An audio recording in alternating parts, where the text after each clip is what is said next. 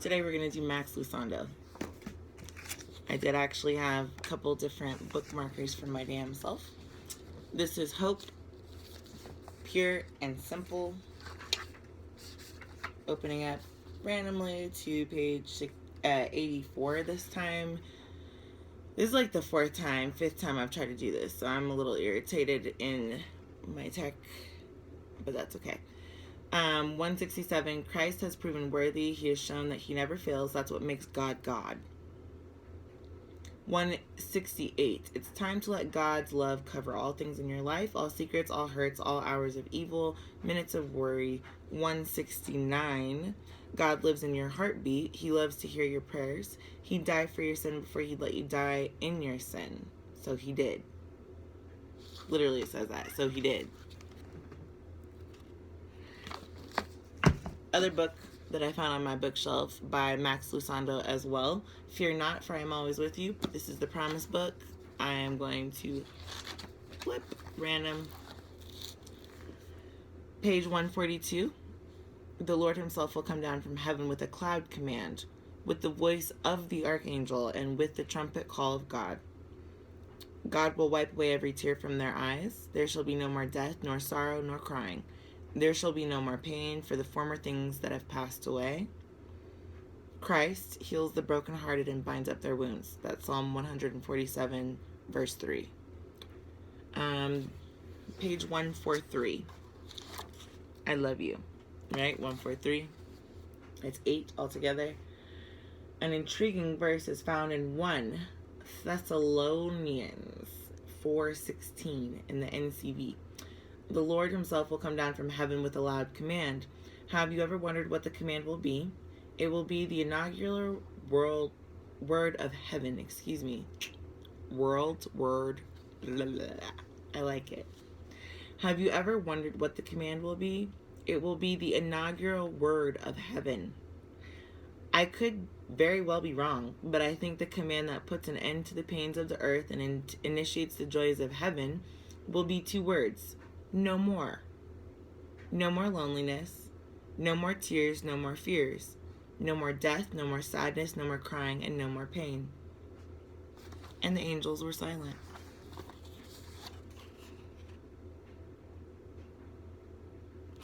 I'm not religious, but I love this ideology of love. So I'm a lover of love. Max Lucado.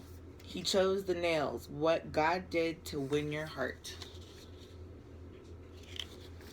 This has a couple different markers in it. This is actually something that was given to my mother, apparently, by my grandfather, which I didn't know until just this very moment. Oh, wow. Well, that's not for y'all to read, but it is for me to read. And it's in my grandfather's original writing, which is pretty cool. Ginger's my mom's name, so that's my roots. It says, to Ginger, with all my love, Dad, I hope you enjoy this book as much as I have. I don't think I've ever put it down without a lump in my throat. I'm going to share with you guys, I had a lump removed from my breast once. So, okay, just opened here to 119. If the video cuts off, I won't be surprised, but I'm going to continue.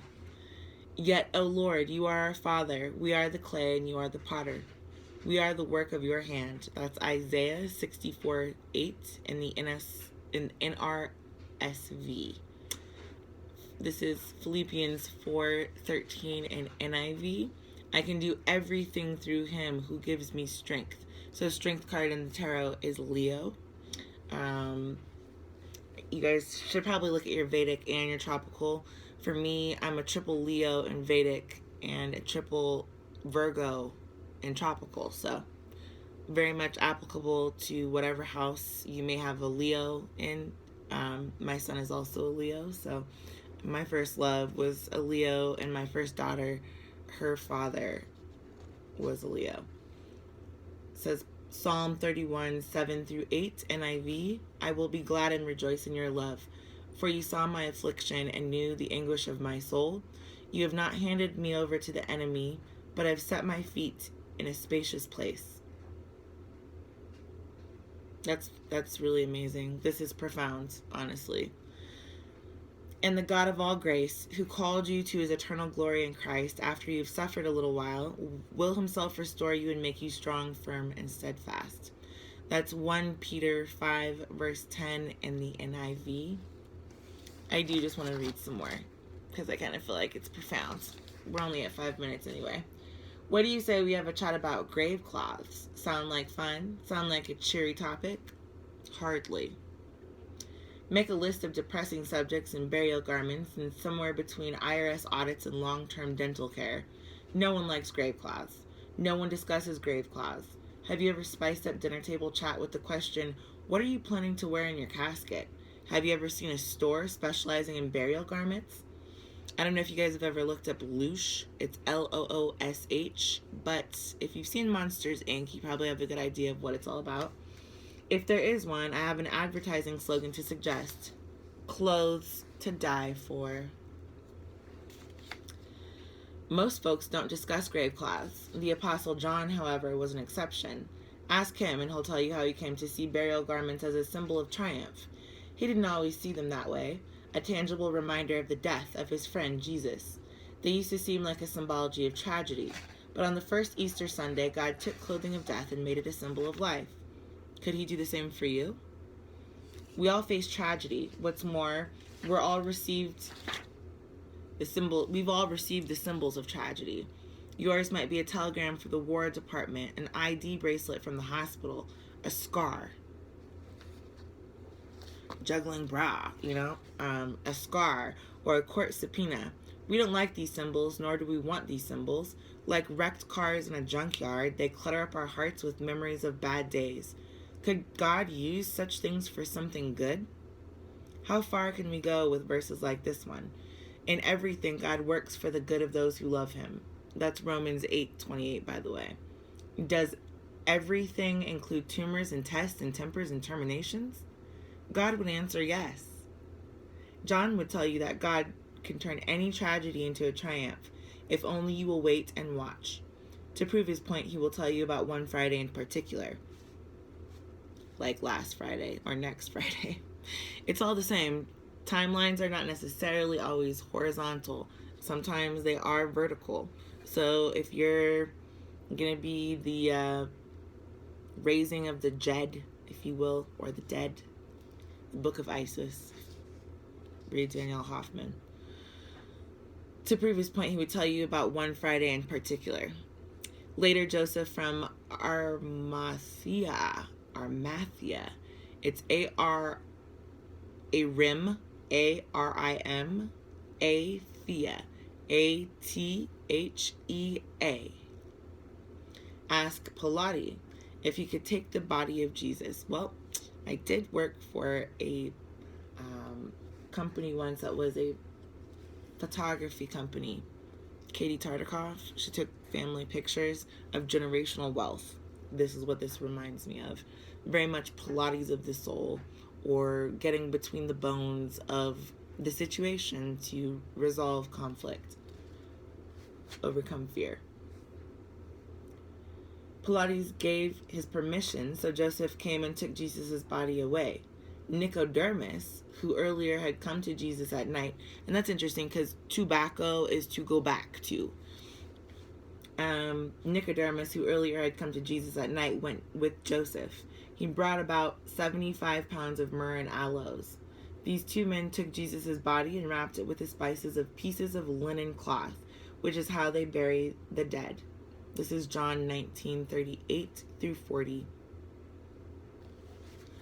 I swear I'm almost done reading from this book, but I feel like there's something more to gather. Reluctant during Christ's life, but courageous at his death, Joseph and Nicodemus came to serve Jesus. They came to bury him. They ascended the hill bearing the burial cloth.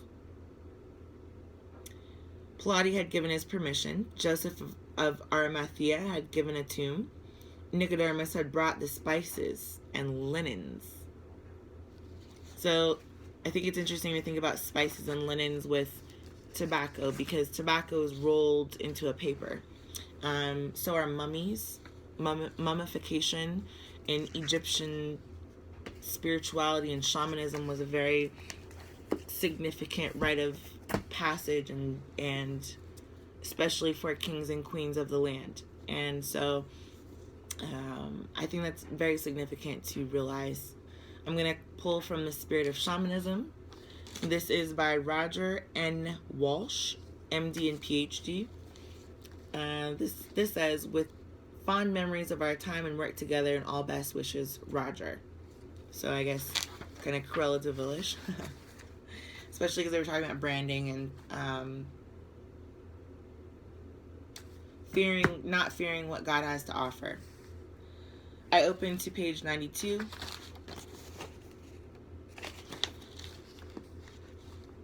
This is why it is said that for a person seeking true wisdom, clarity can become a trap. When we develop an understanding of ourselves and the world, we tend to hold onto it desperately. We cling to our old understanding because it saves us from having to face the ever-changing novelty and uncertainty of life. We cling to it not knowing that the world is a mystery, and that paradoxically, the sense of not knowing is a necessary prelude to the dawning of wisdom. So not knowing, wondering if there's life after death, or any such thing as mom. It's very Egbert cartoonology, or kind of ideology, satirical reflection of ourselves as watermelons squeeze through something the size of a dime. It's like being nickeled and dimed for each thought that you have. I'm going to reread this. We cling to it not knowing that the world is a mystery, and that paradoxically, Cloverfields, the sense of not knowing is a necessary prelude to the dawning of wisdom.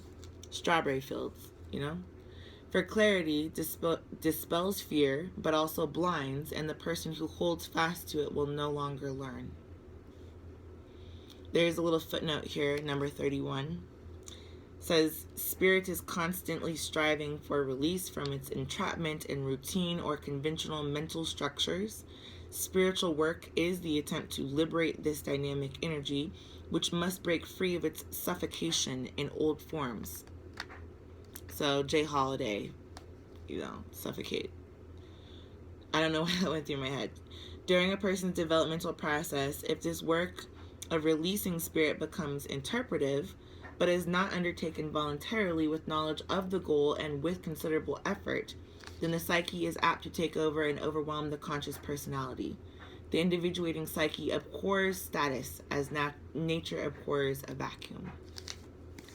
So it's talking about nature versus nurture, the ways in which you can nurture your nature, and the ways in which your nature is the way that you can nurture others. So use your skills, use all of them, use all of your abilities. Don't limit yourself to thinking that you're only one part of a whole. My name means hope, but ironically enough, even though I've not necessarily read through all of these books on my bookshelf, they existed there. And as of today, I have cracked them open and started the study. So, guys, have such a good night. I really hope that this helped you in some way. Definitely explore for yourself what it means to brand your own spiritual purpose and path. Your journey is only just beginning, and it's something powerfully beautiful that can be completely embodied within one entity, which is yourself, if you're willing to try. So, simple acts of kindness, that's what I will leave you with. We're at about 14 minutes. This is page 95. Cook a pot of hearty chicken soup for someone who is sick. Page 94. Donate a basketball to your local youth group. Include a stick of gum when you send birthday cards to children. That's not a substitute for money. And don't give them too much gum because their teeth will rot. Careful of sugarless gum too, because it has aspartame in it, which if you look up what happens in utero, aspartame actually prevents the development of a fetus's brain. So chew wisely, postulate, masticate. I will talk to you guys later.